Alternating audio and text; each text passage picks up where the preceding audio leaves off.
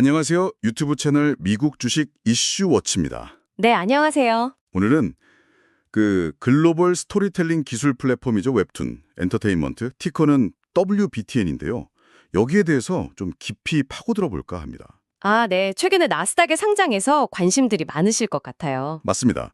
저희가 좀 조사해 보니까 이 회사가 전 세계 창작자랑 사용자를 연결하면서 웹툰이나 웹소설 시장을 이끌고 있더라고요. 그렇죠. 플랫폼 파워가 상당한 회사죠. 네이버 자회사이기도 하고요. 네. 근데 최근에 나스닥 상장하고 나서 주가가 영 힘을 못 쓰고 있잖아요. 맞아요. 공모가 대비해서 좀 많이 내려온 상태라 투자하신 분들은 좀 속상하실 수도 있을 것 같습니다. 그래서 오늘 이 시간에는 웹툰 엔터테인먼트의 사업 모델이 정확히 뭔지, 또 재무 상태는 어떤지 이런 걸 좀 면밀히 뜯어보고요. 네. 앞으로 성장 가능성을 얼마나 될지, 또 반대로 어떤 위험 요인들이 있는지 이런 점들을 좀 균형 있게 짚어보는 시간을 갖도록 하겠습니다. 좋습니다. 특히 상장 초기 기업이니까 이런 펀더멘탈 분석이 더 중요할 것 같아요. 그렇죠. 그럼 먼저 웹툰 엔터테인먼트라는 회사 자체에 대해서 좀 알아볼까요? 긍정적인 측면부터 좀 짚어주시죠. 네. 일단 네이버의 자회사로 시작했다는 점이 중요하죠.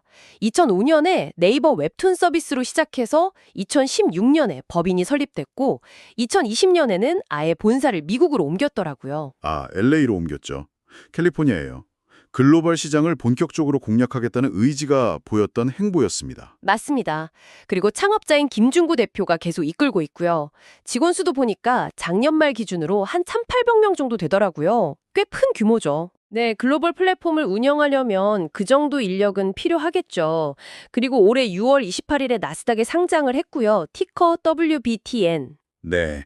그럼 주요 사업은 역시 웹툰, 웹소설 플랫폼이 핵심이겠죠? 그렇습니다. 핵심 서비스는 웹코믹, 웹소설 호스팅이고요. 보통 장편으로 연재되고 짧은 에피소드 형식으로 웹이나 모바일 앱을 통해 제공되죠. 이건 다들 잘 아실 테고요. 네. 이용자 입장에서는 그렇죠. 제가 좀 주목하는 건 창작자 생태계인데요. 미국이나 프랑스에서는 캔버스, 일본에서는 인디스라는 이름으로 운영되는 시스템이 있더라고요. 아마추어 작가 발굴 시스템 말씀하시는 거죠? 네, 맞습니다. 아마추어 작가들이 자유롭게 작품을 올리고 거기서 인기를 얻으면 공식 연재 기회를 주는 거죠. 이게 저는 굉장히 긍정적으로 보여요. 컨텐츠 다양성을 확보하는 동시에 계속해서 새로운 IP를 발굴할 수 있는 기반이 되잖아요. 그렇죠. 그 시스템 덕분에 정말 많은 히트작들이 탄생했죠. 끊임없이 새로운 피가 수혈되는 구조니까요. 그리고 글로벌 확장 전략도 빼놓을 수 없죠. 전 세계적으로 서비스를 하고 있지만 특히 일본하고 북미 시장에 집중하는 모습입니다. 이 부분은 나중에 실적 얘기할 때 더 자세히 다루겠지만 어쨌든 성장 잠재력이 높은 시장을 공략하고 있다는 점은 긍정적이죠. 네. 특히 일본 시장에서의 성공은 눈에 띄는 부분입니다. 마지막으로 IP 확장, 즉 트랜스미디어 전략입니다. 이게 웹툰 엔터테인먼트의 핵심 성장 동력 중 하나라고 봐요. 원천 스토리가 되는 웹툰이나 웹소설 IP를 가지고 영화, 드라마, 애니메이션, 게임, 상품까지 이렇게 2차 저작물로 계속 확장해 나가는 거죠. 네, 이게 성공하면 정말 수익 다변화에 큰 도움이 되죠. 원소스 멀티유즈 전역의 전용이라고 할 수 있겠네요. 바로 그겁니다. 이게 잘 되면 정말 큰 부가가치를 창출할 수 있으니까요. 자, 그럼 이제 그 사업 모델과 수익 구조를 좀 더 자세히 들여다볼까요? 긍정적인 면만 있는 건 아닐 테니까요. 네, 그렇죠. 제가 먼저 긍정적인 부분을 말씀드리자면 웹툰 엔터테인먼트의 비즈니스 모델은 크게 세 가지로 나눌 수 있습니다. 유료 콘텐츠 판매, 광고, 그리고 방금 이야기 나눈 IP 사업. 네. 이 중에서 가장 중요한 건 역시 유료 콘텐츠 판매입니다. 이게 전체 매출의 거의 80% 정도를 차지하거든요. 80%요? 상당히 높은 비중이네요. 네. 우리가 흔히 웹툰 볼 때 쓰는 쿠키 같은 재화를 구매해서 다음 화를 미리 보거나 유료 회차를 보는 방식이 있잖아요. 이런 부분 유료화 모델이 아주 안정적인 수익 기반을 만들어주고 있죠. 안정적이라는 표현에는 동의하지만 그만큼 유료 콘텐츠 매출에 대한 의존도가 지나치게 높다는 건 사실 좀 위험 요인이 될 수도 있습니다. 특정 사업부의 실적이 크게 흔들리면 회사 전체가 휘청일 수 있으니까요. 그 점은 확실히 생각해 볼 문제네요. 네. 특히 최근 1분기 실적을 보면 이 핵심적인 유료 콘텐츠 매출이 달러 기준으로 전년 동기 대비 2.5% 감소했어요. 이 부분은 좀 주의 깊게 봐야 합니다. 성장의 핵심 축이 흔들리는 신호일 수도 있거든요. 2.5% 감소요? 그건 좀 아쉬운 수치네요. 하지만 다른 쪽은 괜찮지 않았나요? 광고나 IP 쪽은요? 네, 그 부분은 긍정적입니다. 1분기에 광고 매출은 7.8% 증가했고요. IP 사업 매출은 무려 11.8%나 증가했습니다. 그러니까 유료 콘텐츠 매출 감소를 다른 사업 부문이 어느 정도 방어해주고 있는 모양새죠. 포트폴리오 다변화가 조금씩 이루어지고 있다고 볼 수도 있고요. 광고랑 IP 매출 성장은 다행이네요. 특히 저는 IP 사업의 성장세에 주목하고 싶어요. 아까도 말씀드렸지만 이게 단순히 추가 수익을 내는 걸 넘어서 원작 웹툰이나 웹소설의 조회수를 다시 끌어올리는 효과도 있거든요. 드라마나 영화가 히트하면 원작을 찾아보는 사람들이 늘어나니까요. 그렇죠. 선순환 구조를 만들 수 있다는 장점이 있죠. 네. 그래서 웹툰 엔터테인먼트도 이쪽에 투자를 많이 하는 것 같아요. 최근에 보면 강철의 연금술사나 고질라 같은 엄청 유명한 글로벌 IP를 역으로 웹툰화하는 시도도 하고 있더라고요. 이건 정말 흥미로운 접근이라고 생각합니다. IP 사업의 성장세 자체는 분명 긍정적인 신호입니다. 하지만 아직 전체 매출에서 차지하는 비중을 보면 유료 콘텐츠에 비할 바는 아니죠. 여전히 한 자릿수 퍼센트 수준일 겁니다. 아직 비중은 작긴 하죠. 네.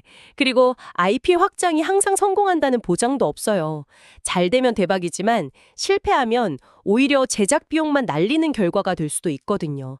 이게 생각보다 리스크가 큰 사업입니다. 성공 가능성을 담보할 수 없다는 점, 그렇죠. 제작 비용도 만만치 않을 거고요. 맞습니다. 최근에 마를라 인플루엔시아라는 작품이 넷플릭스에 공개되긴 했지만 이런 성공 사례가 얼마나 꾸준히 나올 수 있느냐가 관건입니다. 한두 건의 성공보다는 지속적인 히트작 발굴 능력이 중요하죠. 네, 꾸준함이 중요하겠네요. 자, 그럼 이제 좀 더 아픈 부분으로 넘어가 볼까요? 바로 2025년 1분기 실적입니다. 전문가님께서 좀 자세히 분석해 주시죠. 특히 우려되는 부분들 중심으로요. 네, 알겠습니다. 2025년 1분기 실적은 솔직히 말해서 시장 기대치에 다소 못 미치는 결과를 보였습니다. 특히 나스닥 상장 이후 처음으로 발표하는 분기 실적이었기 때문에 시장의 주목도가 굉장히 높았는데 좀 실망스러운 성적표였죠? 구체적인 수치들을 좀 볼까요? 네, 먼저 매출부터 보면요. 3억 2,571만 달러를 기록했습니다. 이게 전년 동기 대비해서 달러 기준으로는 0.3% 감소한 수치입니다. 아까 유료 콘텐츠 매출 감소 얘기가 나왔었는데 전체 매출도 줄었군요.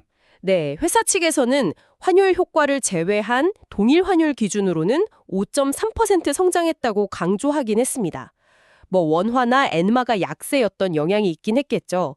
하지만 투자자들 입장에서는 결국 달러 기준 실적이 중요하니까요. 역성장으로 받아들여질 수밖에 없는 부분입니다. 네, 그렇죠. 동일 환율 기준 성장은 위안거리 정도는 되겠지만 더 심각한 건 수익성입니다. 이게 정말 크게 악화됐어요. 영업 손실이 2,663만 달러를 기록하면서 적자로 전환했습니다. 전년 동기에는 흑자였거든요. 흑자에서 적자로 전환. 폭이 꽤 크네요. 네, 순손실 역시 2,200만 달러로 적자 전환했습니다. 전년 동기에는 620만 달러 순이익이었는데 완전히 반대가 된 거죠. 와, 순이익이 마이너스가 됐군요. 그리고 회사의 핵심적인 현금 창출 능력을 보여주는 지표인 조정 이비다다, 어저스티드 이비다를 보면 이게 410만 달러를 기록했습니다. 흑자이긴 하지만 전년 동기 대비해서 무려 81.5%나 급감한 수치입니다. 81.5% 급감이요? 엄청나네요. 회사 가이던스 상단에는 부합했다고 하던데 네, 회사 측에서 제시했던 가이던스 범위 0에서 500만 달러에 상단에 걸치긴 했습니다. 하지만 절대적인 수치 감소폭이 워낙 크기 때문에 이것만으로 긍정적으로 보기는 어렵습니다. 그렇군요. 주당 순이익, EPS는 어떤가요? 희석 주당 순손실이 마이너스 0.17달러였고요. 비일반 회계 기준인 조정 주당 순이익은 0.03달러를 기록했습니다. 이 조정 EPS 역시 전년 동기 대비 85%나 감소한 겁니다. 수익성 지표들이 전반적으로 다 안 좋네요. 원인이 뭘까요? 갑자기 이렇게 나빠진 이유가? 여러 요인이 복합적으로 작용한 결과인데요. 일단 상장 관련 비용이 일시적으로 발생한 부분이 있고요. 인건비나 마케팅 비용 같은 운영 비용이 전반적으로 증가한 영향도 큽니다. 아, 상장 비용, 그리고 인건비, 마케팅비 증가. 네, 특히 글로벌 확장을 계속 추진하면서 인력 충원도 하고 또 시장 경쟁이 심화되니까 마케팅에도 돈을 많이 쓴 것으로 보입니다. 게다가 아까 언급했던 원화나 엔화 약세로 인한 환차손 영향도 무시할 수 없고요. 이런 비용 증가는 고정비 부담 증가로 이어질 텐데 앞으로 수익성 개선에 좀 어려움이 있을 수도 있겠네요. 그렇죠. 비용 통제 능력을 보여주는 것이 중요해졌습니다. 실제로 매출 총이익률도 하락했어요. 1분기에 22.0%를 기록했는데 전년 동기에는 25.2%였거든요. 3.2%포인트나 하락한 겁니다. 비용 부담이 커졌다는 걸 보여주는 지표죠. 실적만 보면 정말 암울한데요. 사용자 지표는 어떤가요? MAU 같은 거요? 아, 사용자 지표도 사실 좀 우려스럽습니다. 1분기 총 월간 활성 이용자 수, 그러니까 MAU가 1억 5천만 명으로 집계됐는데요. 이게 전년 동기 대비해서 10.5%나 감소한 수치입니다. 10.5% 감소요? 그것도 꽤 큰 폭인데요. 왜 이렇게 줄었을까요? 회사 설명에 따르면 와패드 플랫폼의 보안 업그레이드 과정에서 일부 이용자가 이탈한 영향이 있었고요. 또 특정 국가의 규제 이슈 때문에 기타 지역으로 분류되는 곳에서 이용자가 감소한 영향이 크다고 합니다. 와패드 보안 문제랑 규제 이슈. 그럼 일시적인 요인일 수도 있을까요? 그럴 가능성도 배제할 순 없지만 어쨌든 플랫폼 기업에게 MAU 감소는 굉장히 민감한 문제입니다.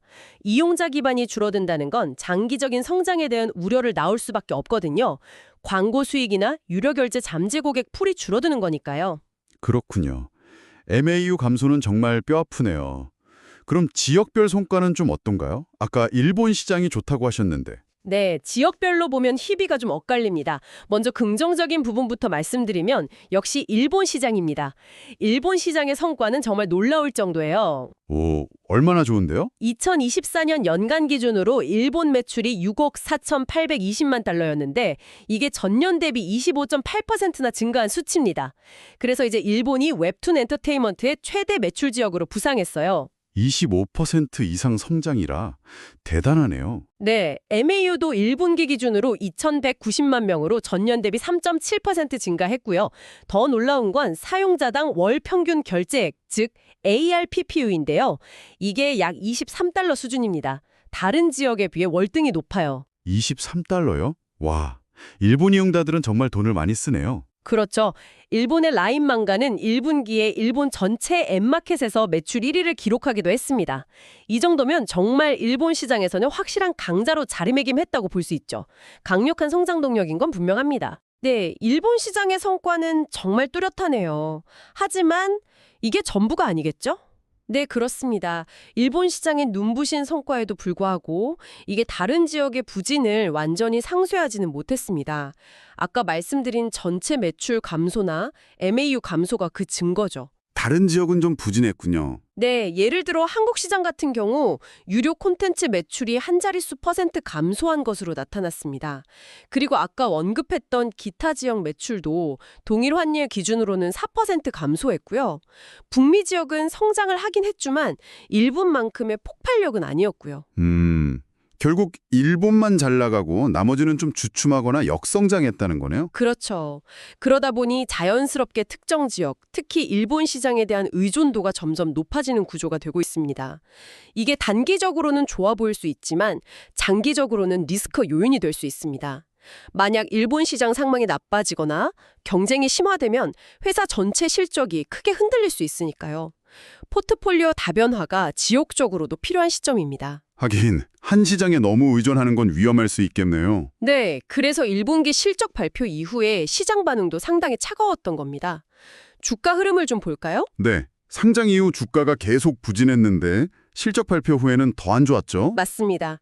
2024년 6월에 공모가 21달러로 상장했는데요. 저희가 지금 녹화하는 시점인 2025년 8월 8일 종가 기준으로 보면 8.92달러까지 내려왔습니다. 공모가 대비 거의 59% 정도 하락한 거죠. 와, 60% 가까이 빠졌네요. 반토막 이상 난 거네요. 네, 특히 1분기 실적이 발표된 이후의 하락세가 더 두드러졌습니다. 시장이 그만큼 실망했다는 뜻이겠죠. 시장의 우려는 구체적으로 어떤 것들이었을까요? 역시 실적 부진 때문이겠죠? 네, 가장 큰 원인은 역시 1분기 실적 쇼크입니다. 앞서 말씀드린 적자 전환, MAU 감소, 전반적인 수익성 악화, 이런 것들이 투자 심리에 아주 부정적인 영향을 미쳤습니다. 그렇죠. 성장주로 기대를 받고 상장했는데 첫 성적표가 역성장이었으니. 바로 그겁니다. 상장 초기 기업은 무엇보다 성장성을 입증해야 하거든요. 그런데 오히려 성장이 둔화되거나 역성장하는 지표들이 나오니까 이 회사의 미래 성장 스토리에 대한 의구심이 커진 거죠. 앞으로 계속 성장할 수 있을까 하는 불안감이 주가를 끌어내린 겁니다. 애널리스트들의 평가는 좀 어떤가요? 목표 주가 같은 거요. 애널리스트들의 평가도 좀 엇갈리는 편입니다. 긍정적인 시각과 부정적인 시각이 혼재되어 있어요. 평균 목표 주가는 그래도 현재 주가보다는 높지 않나요? 네, 평균 목표 주가는 약 13.07달러 정도로 형성되어 있습니다. 현재 주가인 9달러 근처보다는 확실히 높은 수준이죠. 최저 목표가는 10.10달러, 최고 목표가는 21.00달러까지 제시되고 있고요. 13달러면 그래도 상승 여력이 있다고 보는 거네요. 그렇죠. 애널리스트들은 장기적으로는 회사가 실적을 개선하고 다시 성장 궤도에 오를 수 있을 거라는 기대감을 어느 정도 가지고 있는 것 같습니다. 하지만 목표 주가의 범위가 최저 10달러에서 최고 21달러까지 이렇게 넓게 퍼져 있다는 것은 그만큼 미래 실적에 대한 불확실성이 크다는 의미이기도 합니다. 애널리스트들 사이에서도 의견이 분분하다는 거죠. 어떤 이는 회복을 강하게 믿는 반면 어떤 이는 여전히 신중한 입장을 보이는 겁니다. 그렇군요. 예측 범위가 넓다는 건 그만큼 변동성도 클 수 있다는 뜻이겠네요. 맞습니다. 앞으로 발표될 실적에 따라서 목표 주가도 크게 요동칠 수 있다는 거죠. 정말 중요한 시점이네요. 이제 곧 2분기 실적 발표가 예정되어 있죠. 이게 정말 분기점이 될 것 같은데요. 네, 맞습니다. 2025년 8월 12일 바로 다음 주에 2분기 실적 발표가 예정되어 있습니다. 이번 실적 발표는 웹툰 엔터테인먼트의 향후 주가 흐름에 있어서 정말 중요한 분기점이 될 가능성이 높습니다. 그렇죠. 1분기에 실망했던 시장의 우려를 해소하고 다시 성장성을 증명해야 하는 아주 중요한 시점이죠. 네, 투자자들은 이번 실적에서 회복의 실마리를 찾고 싶어 할 겁니다. 2분기 실적에 대한 시장의 예상치, 즉 컨센서스는 좀 어떤가요? 회사 측에서 제시한 가이던스도 있을 텐데요. 네, 먼저 매출을 보면요. 애널리스트들은 대략 3억 4,090만 달러에서 3억 4,160만 달러 사이를 예상하고 있습니다. 이게 전년 동기 대비 약 6.2% 정도 성장하는 수치입니다. 오, 6.2% 성장이면 1분기 역성장에서 다시 플러스 성장으로 돌아선다는 예측이네요. 그렇죠. 회사 측에서 제시한 2분기 매출 가이던스는 3억 3,500만 달러에서 3억 4,500만 달러 사이입니다. 애널리스트들의 컨센서스가 회사 가이던스 범위 안에 들어와 있죠. 대체로 비슷한 수준을 예상하고 있다고 볼 수 있습니다. 매출은 어느 정도 회복될 거라는 기대가 있군요.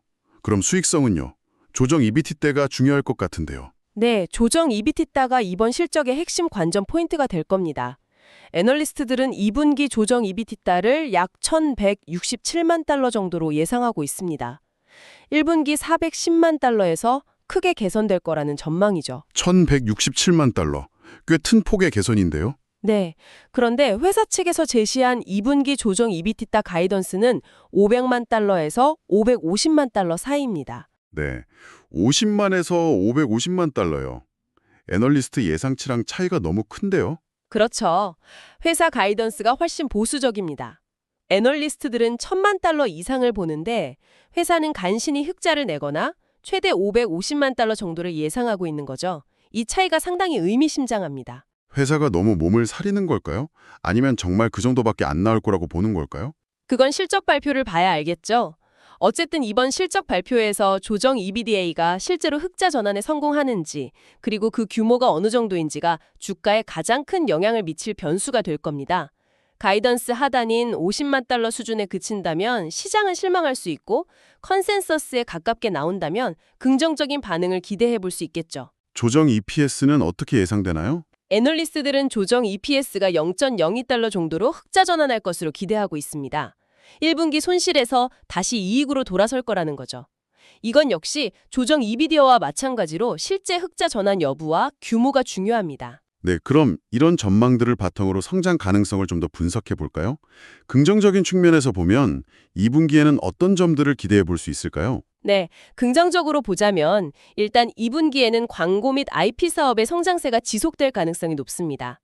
1분기에도 이 부분은 성장했으니까요. 그리고 여전히 강력한 일본 시장의 견조한 실적이 전체 매출 회복에 기여할 것으로 예상됩니다. 1분기 때 환율 효과 제외하면 성장했으니 2분기에도 달러 기준 성장 전환은 가능성이 있겠네요. 그렇죠. 1분기 동일 환율 기준 성장세를 고려하면 2분기 달러 기종 매출 성장 전환은 충분히 기대해 볼 만합니다. 또 회사 스스로가 조정 EBITDA 흑자 전환을 목표로 제시했다는 점도 중요합니다. 어떻게든 수익성 개선을 이루겠다는 의지를 보여준 거니까요. 비용 통제 노력이 반영될 거라는 기대감이군요. 네, 상장 관련 일회성 비용이 사라지고 1분기에 증가했던 마케팅 비용 등을 효율화하려는 노력이 있다면 수익성 개선이 가능할 겁니다. 장기적인 관점에서는 AI 기반의 콘텐츠 추천 기능을 고도화한다거나 숏폼 영상 같은 새로운 포맷을 도입하려는 시도들도 긍정적으로 보입니다. 사용자 경험을 개선하고 체류 시간을 늘리려는 노력이니까요.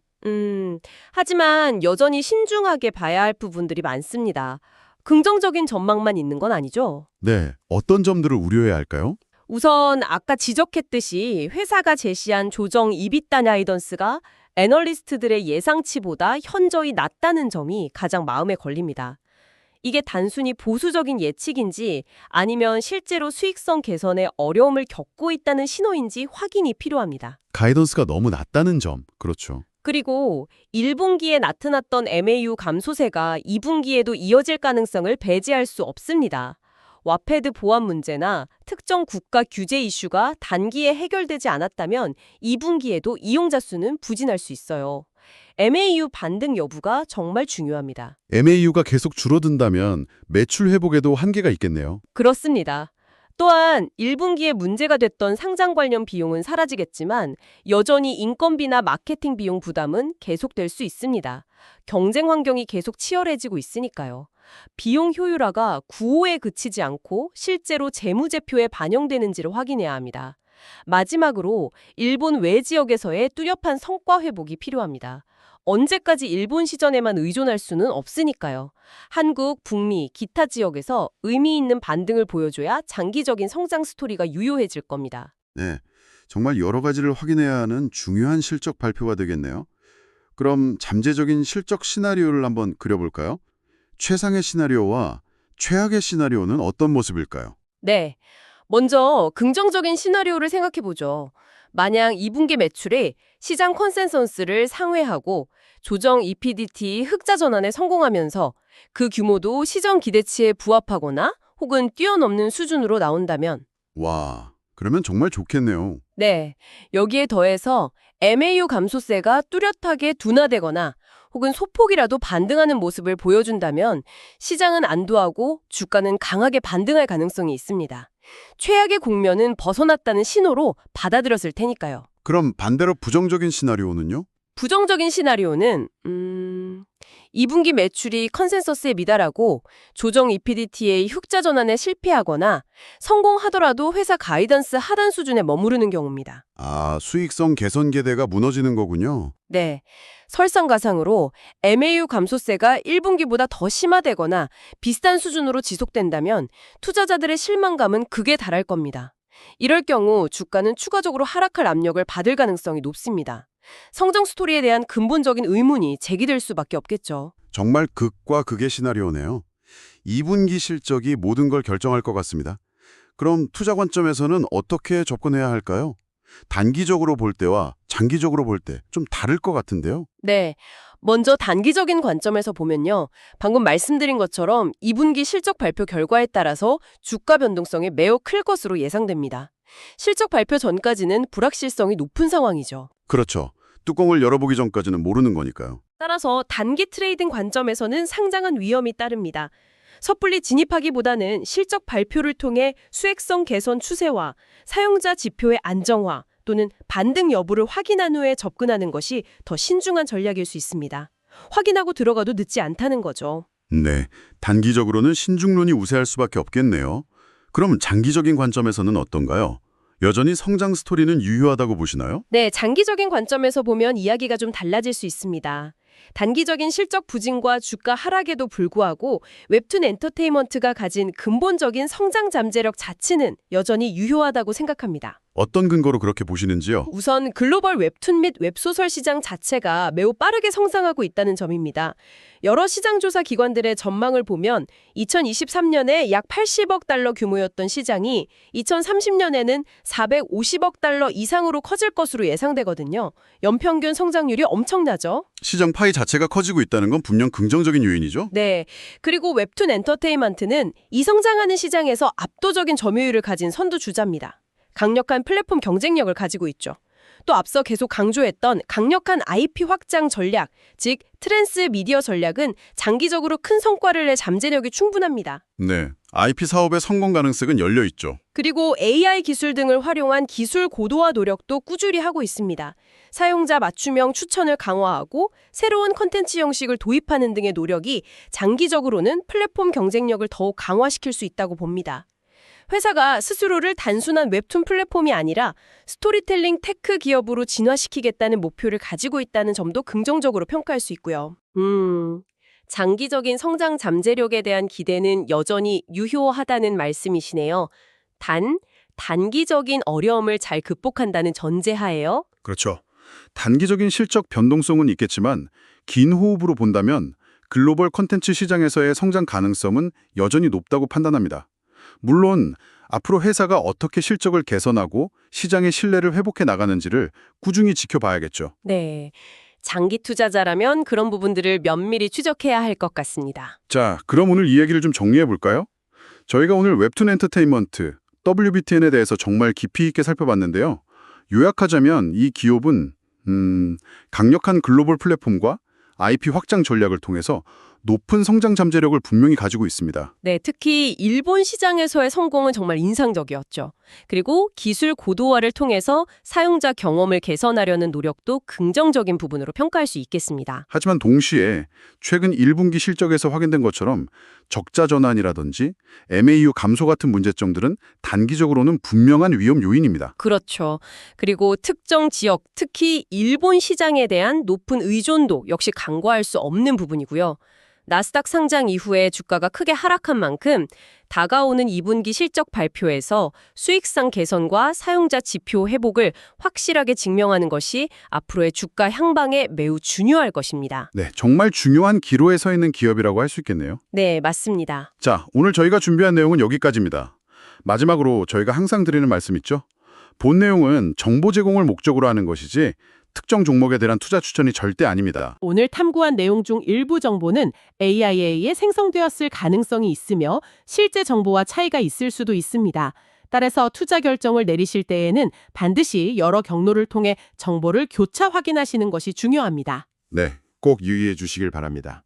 지금까지 미국 주식 이슈 와치였습니다. 들어주셔서 감사합니다. 감사합니다.